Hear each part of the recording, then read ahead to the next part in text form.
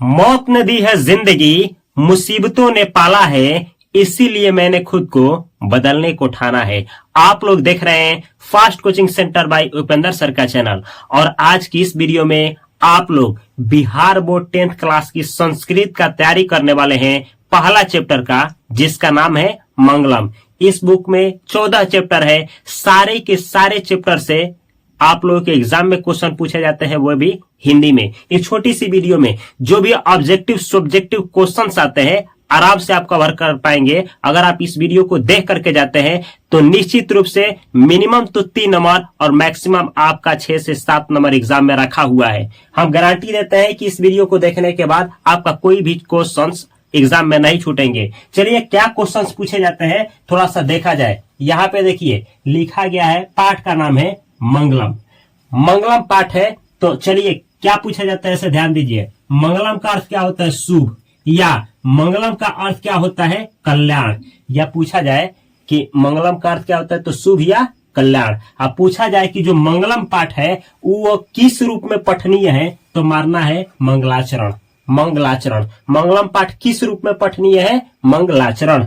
अब कुछ क्वेश्चंस यहाँ से पूछे जाते हैं। वेदों की संख्या कितनी है? तो 4। कौन कौन से पूछे? अगर 2 नंबरिया क्वेश्चन पूछा जाए कि कौन कौन से वेद है उनका नाम लिखे, तो बोलेंगे कि वेदों की संख्या 4 है और नाम लिखेंगे ऋग्वेद, यजुर्वेद, सामवेद, अथर्ववेद। ये 4 वेद है और ये क्वेश्चंस पूछे गए हैं कई बार एग्जाम में कि वेदों की संख्या कितनी है, नाम लिखे। तो लिखना है वेदों की संख्या 4 है और चारों का नाम लिखना है। ऐसे ही ऑब्जेक्टिव में पूछा जाता है रामायण का लेखक कौन है, तो आप क्या आंसर करेंगे? वाल्मीकि। रामायण का आंसर पूछेगा तो वाल्मीकि। ऐसे ही आपसे क्वेश्चंस पूछे जाएंगे महाभारत का लेखक कौन है, तो आप आंसर क्या करेंगे?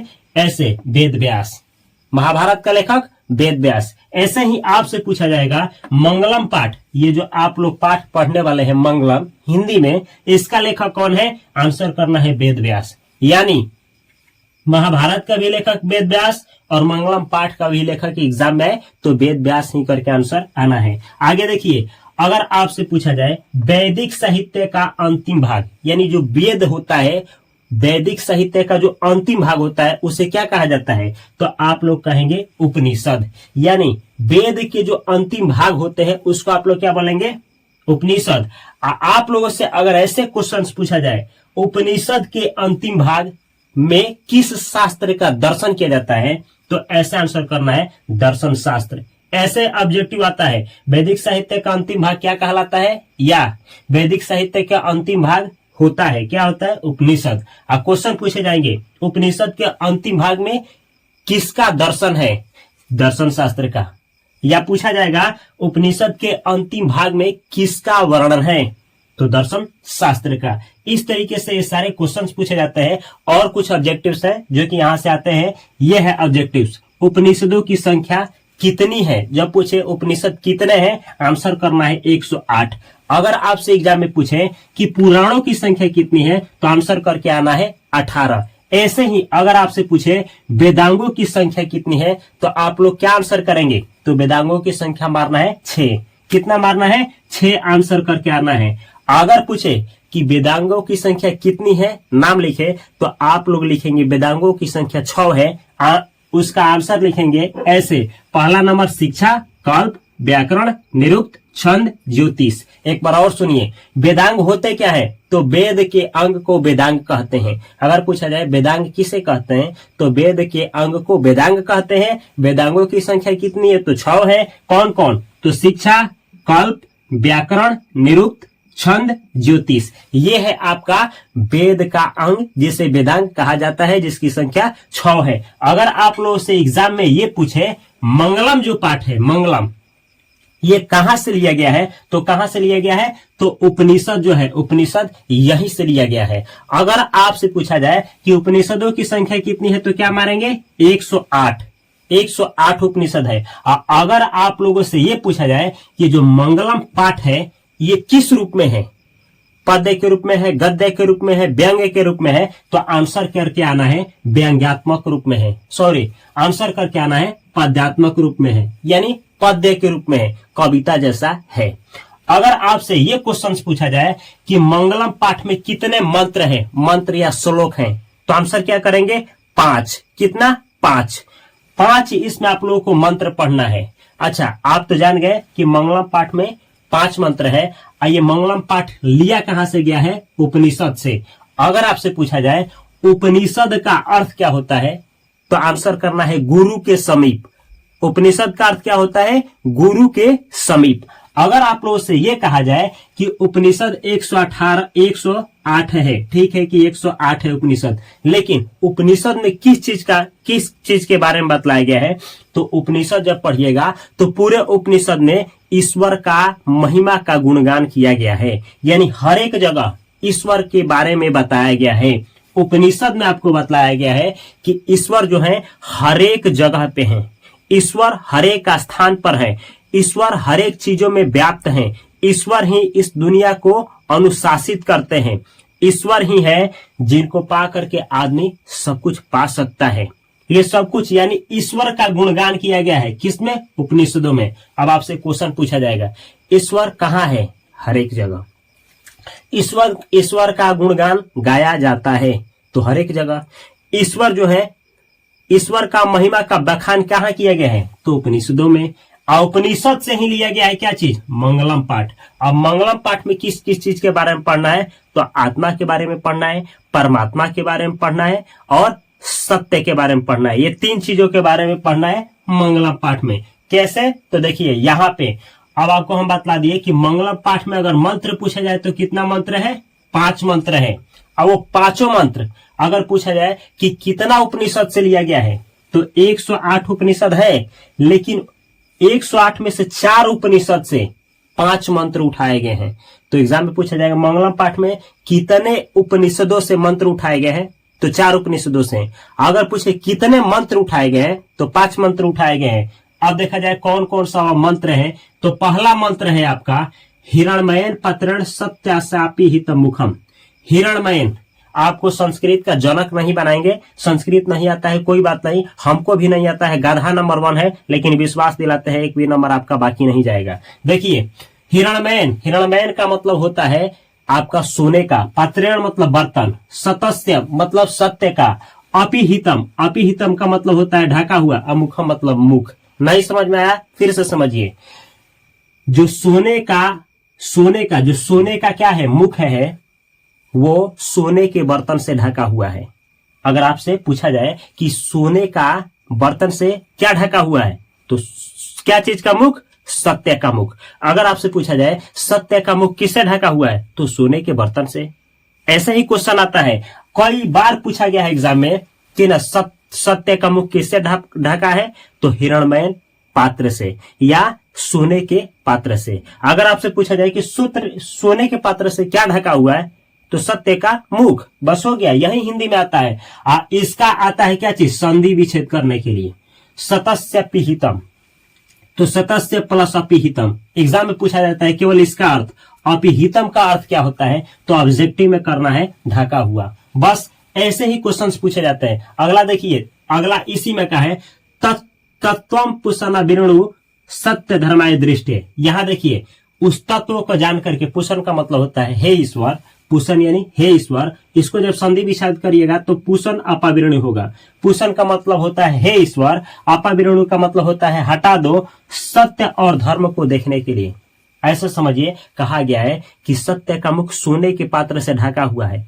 हे ईश्वर, हमको जब सत्य और धर्म को देखना है तो आप उस सोने के बर्तन को क्या करो? हटा दो।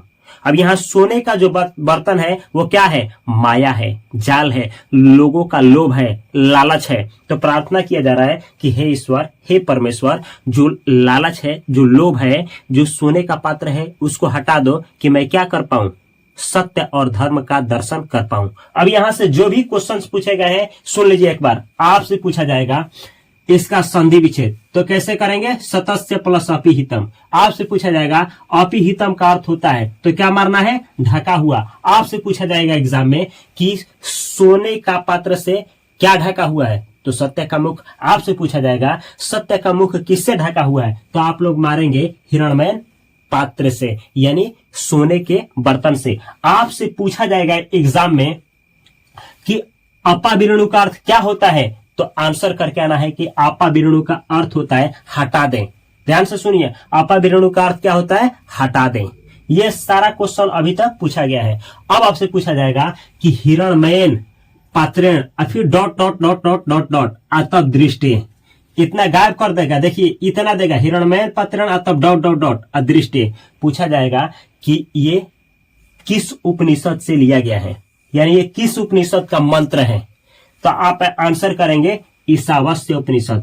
कौन सा? ईशावास्य उपनिषद। अब याद कैसे रहेगा? ऐसे याद करना है, ई ई, ये देखिए ना, ही यानी इसी में छुपा है ई, कहीं ना कहीं ई में छुपा है ये छोटा वाला ई, ईशावास्य। जब इसको तोड़िएगा ना ईशावास्य, तो ई में छोटा ई आएगा, ये ही जब कहेंगे ही तो आएगा ई, तो मारना है ईशावास्य उपनिषद। जब देगा हिरणमयन पात्रण सत्य, केवल इतना दे, हिरणमयन पात्रण डॉट डॉट करके जब इतना आपको दिखाई दे, अब पूछे किस उपनिषद से लिया गया है, तो ही देखते ही मारना है ई, यानी ईशावास्य उपनिषद करके आंसर आना है, जो कि बहुत बार पूछा जाता है और 2026 में आएगा, याद रखिएगा। आगे देखिए, अगला क्वेश्चन ऐसे पूछे जाते हैं दूसरा मंत्र से। ये दूसरा मंत्र है आपका अणुरणयान महतो महियान, यानी छोटा से छोटा, यानी सूक्ष्म से सूक्ष्म और महान से महान। आत्मस्य यानी आत्मा, जंतुर्नि ही तो गुहायाम, यानी जंतुओं के, जो जंतु होते हैं ना, उनके हृदय रूपी गुफा में क्या करता है? रहता है। तम क्रतु पश्यति वित्सो को धातु प्रसादान महिमन महात्मनः। अब ध्यान से सुनिए, बोला गया है छोटा से छोटा यानी सूक्ष्म से सूक्ष्म। अब महतो महियान का मतलब होता है बड़ा से बड़ा, छोटा से छोटा और बड़ा से बड़ा। जंतुओं की हृदय रूपी जो गुफा होता है उसमें क्या रहता है? आत्मा रहता है। यही साधु लोग क्या करते हैं? जानते हैं, ईश्वर की कृपा से जान करके शोक रहित हो जाते हैं। इसका अर्थ हुआ। अब इससे क्वेश्चन कैसे पूछा जाता है? ऐसे, छोटा से छोटा और बड़ा से बड़ा क्या होता है? आत्मा। सूक्ष्म से सूक्ष्म और महान से महान कौन होता है? आत्मा। ऐसे ही आपसे पूछा जाता है कि आत्मा कहाँ रहता है? तो जंतुओं के हृदय रूपी गुफा में, या फिर जंतुओं के हृदय रूपी गुफा में कौन रहता है? आत्मा। ये सारा क्वेश्चन पूछा जाता है। अब आपसे पूछा जाता है कि कौन लोग शोक रहित हो जाते हैं? विद्वान लोग। शोक रहित कब हो जाते हैं? तो ईश्वर की कृपा से आत्मा को जानकर। ये सारा क्वेश्चन एग्जाम में पूछा जाता है। अब आता है आपका ऐसा, अणुरणयान और महतो महियान दे देगा। अब पूछा जाएगा कि ये जो मंत्र है किस उपनिषद से लिया गया है? ऐसे अणुरणयान डॉट डॉट डॉट डॉट अमहियान किस उपनिषद से लिया गया मंत्र है? ये मंत्र किस उपनिषद से लिया गया है? तो ये देखिए, कंठोपनिषद। कंठोपनिषद, कंठोपनिषद। कैसे याद रहेगा? सुनिएगा। अणुरणयान महतो महियान का मतलब होता है छोटा से छोटा, बड़ा से बड़ा। किसको कहा गया है? आत्मा को। तो आत्मा जो होता है इतना छोटा होता है कि किसी के शरीर से कब निकल जाए पता भी नहीं चलेगा। और वो रहता कहाँ पे? कंठ में। लोग कहते हैं कंठ में रहता है। क्या रहता है? आत्मा। तो कंठ, कंठ से देखिए यहां लिखा गया कंठोपनिषद। कंठ में कौन रहता है? आत्मा। आत्मा। जब ये लाइन आएगा अणुरणयान महतो महियान, तो बात जान जाना है कि ये किसका बात हो रहा है? आत्मा का। यानी इस लाइन को देख करके मार देना है कंठोपनिषद। एग्जाम में ऐसा आएगा, अणुरणयान महतो महियान डॉट डॉट डॉट लिया गया है, यानी ये मंत्र किस उपनिषद से लिया गया है? कंठोपनिषद। याद रखना है, छोटा से छोटा महान से महान होता है आत्मा। कहाँ रहता है? कंठ में। मार देना है कंठोपनिषद। अगला है जो कि एग्जाम में आता है, अगला मंत्र तीसरा, सत्यमेव जयते नानिरितम। सत्यमेव जयते, सत्य की हमेशा जीत होती है, नानिरितम, असत्य की नहीं। यानी आपसे पूछा जाएगा किसकी जीत हमेशा होती है? सत्य की। किसकी हार होती है? तो सत्य की। और किसकी जीत नहीं होती है? तो असत्य की। यानी हार भी होगा असत्य का, और किसका जीत नहीं होगा? तो सत्य का। अजीत होगा किसका? सत्य का। ये सारा क्वेश्चन पूछे जाते हैं। सत्येन पंथा विततो देवयाना। सत्येन, सत्येन पंथता, यहां लिखा गया सत्येन पंथा विततो देवयाना। जो सत्य रूपी पंथ है, जो सत्य रूपी यान है, जो सत्य रूपी गाड़ी है, उसी गाड़ी पे बैठ करके लोग कहाँ जाते हैं? देवयान, यानी देवलोक। यानी सत्य ही वह रास्ता है, सत्य ही वह मार्ग प्रशस्त करता है जिसके द्वारा आप लोग ईश्वर तक, देवलोक तक जा सकते हैं। ये बोल रहा है ऐसे लोग कि सत्य ही वह यान है जिस पे बैठ करके, जिसके माध्यम से आप कहाँ जा सकते हैं? देवलोक, भगवान ईश्वर के पास आप जा सकते हैं, परमपिता ब्रह्मा के पास आप जा सकते हैं। आगे देखिए लिखा गया है, येना क्रमंत्रिस्य हौत्य कामा यत्र तत् सतस्य परम निधानम। बोला गया है कि यही चीज को जान करके ऋषि लोग महान लोग इसी बात को जान करके सत्य के द्वारा कहां पहुंचते हैं? ईश्वर के पास, परमात्मा के पास पहुंचते हैं। यानी सत्य रूपी गाड़ी में बैठ करके ऋषि लोग कहां चले जाते हैं? भगवान ईश्वर के पास, परमात्मा के पास। यही श्लोक में बतलाया गया है। अब आपसे पूछा जाएगा क्वेश्चन, सत्यमेव जयते नान्यरेतम मंत्र किस उपनिषद से लिया गया है? ऐसा दे देगा, सत्यमेव जयते नान्यरेतम मंत्र जो है डॉट डॉट कर देगा, ये निधानम दे देगा। बस इतना देने के बाद डॉट डॉट निधानम, चाहे सत्यमेव जयते डॉट डॉट निधानम कहेगा। मंत्र किस उपनिषद से लिया गया है? तो मुंडको उपनिषद। अब याद कैसे रहेगा? तो देखिए, सत्यमेव जयते, सत्य की हमेशा क्या होती है? जीत। और सत्य मतलब हार। आज लोग सत्य कब बोलते हैं? सत्य असत्य कब बोलते हैं? तो सत्य असत्य मूड के ऊपर होता है, किसी के मूड के ऊपर होता है। अगर मूड सही है तो सत्य बोलेगा, और मूड गड़बड़ाया है तो झूठ बोलेगा, असत्य बोलेगा। तो यानी कहीं ना कहीं मुंडकों पे है, मूड़ी पे है, उसका खोपड़ी पे है। मुंडकों का संबंध किससे है? सत्य असत्य से। तो सत्यमेव जयते नान्यरेतम देखते ही टिक मारना है क्या चीज? मुंडको। मुंडक पे क्या निर्भर करता है? सत्य असत्य। तो ऐसे ही मार देना है। अब यहां से कैसे एग्जाम में क्वेश्चन पूछे जाते हैं, ध्यान से सुनिएगा। किसकी जीत होती है? हमेशा सत्य की। किसकी हार होती है? असत्य की। ये क्वेश्चन कई बार पूछे गए हैं। अब आपसे पूछा जाता है कि ऋषि लोग कहां पहुंचते हैं? तो देवलोक। अब पूछा जाता है कि देवलोक पहुंचने का मार्ग क्या है? सत्य मार्ग है। अब आपसे पूछा जाता है कि ऋषि मुनि लोग जो हैं सत्य को अपनाकर कहां जाते हैं? देवलोक या परमात्मा के पास। ये सारा क्वेश्चन एग्जाम में आया है और इसको ध्यान से देखिए ताकि आप लोग कोई क्वेश्चन आपसे ना बाकी रहे। अगला और चौथा मंत्र है, देखिएगा चौथा मंत्र है यथा नद्या, क्या लिखिए, यथा नद्या स्कंद मना समुद्रे अस्तम गच्छन्ति नाम रूपे विहाय।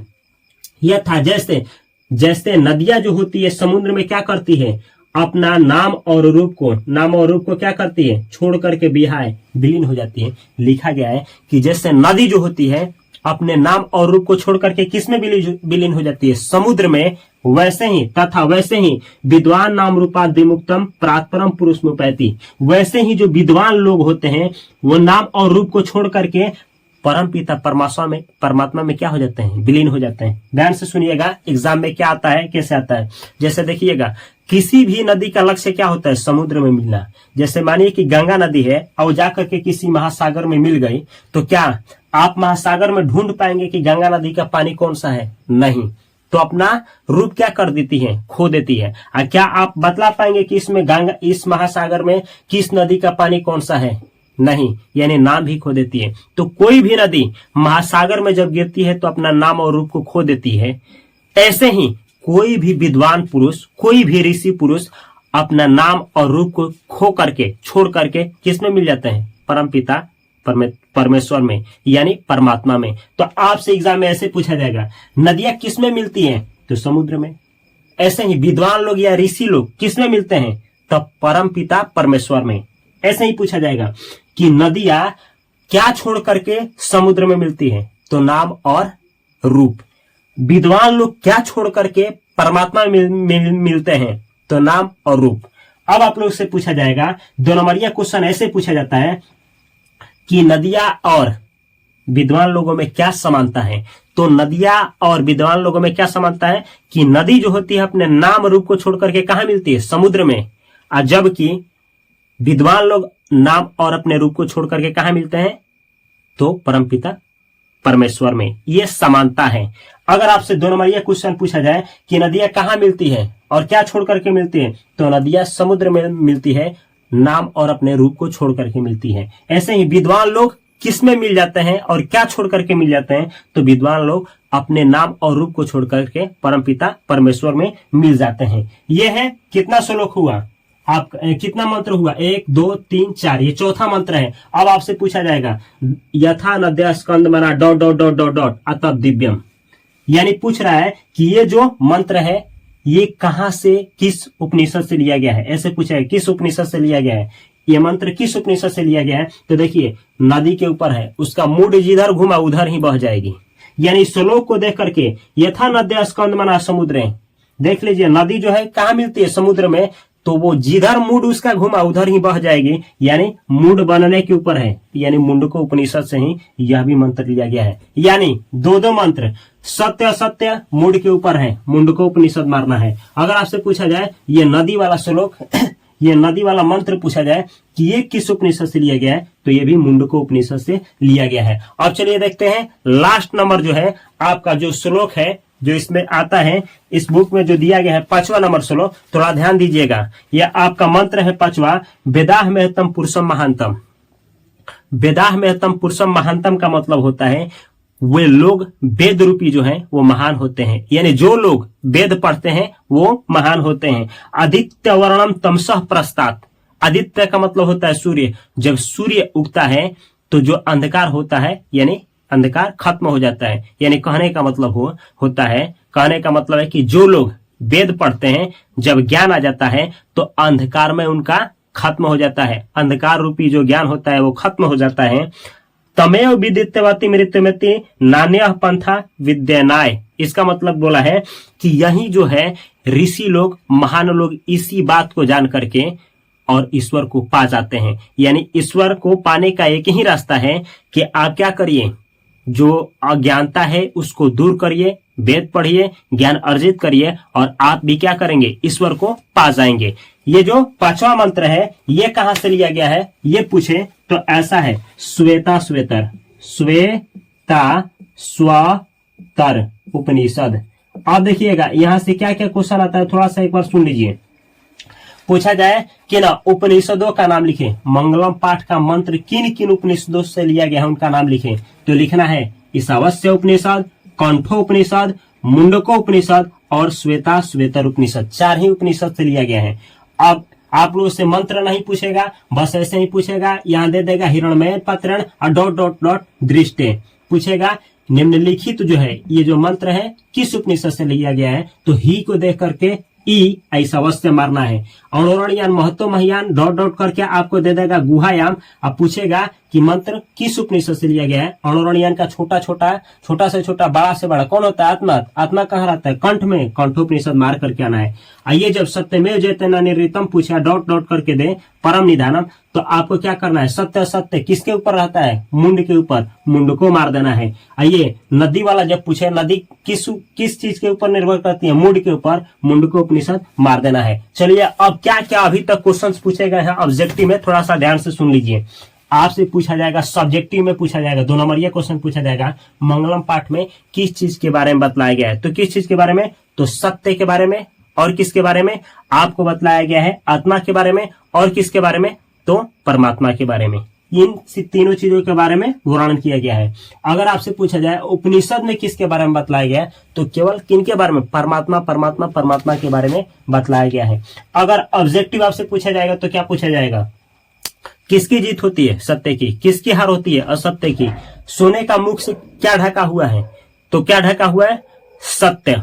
सोने के मुख से क्या ढका हुआ है, तो सत्य। असत्य किससे ढका हुआ है, तो सोने के मुख से। ऐसे ही पूछा जाता है, छोटा से छोटा सूक्ष्म से सूक्ष्म क्या है, तो छोटा से छोटा सूक्ष्म से सूक्ष्म क्या है, आत्मा।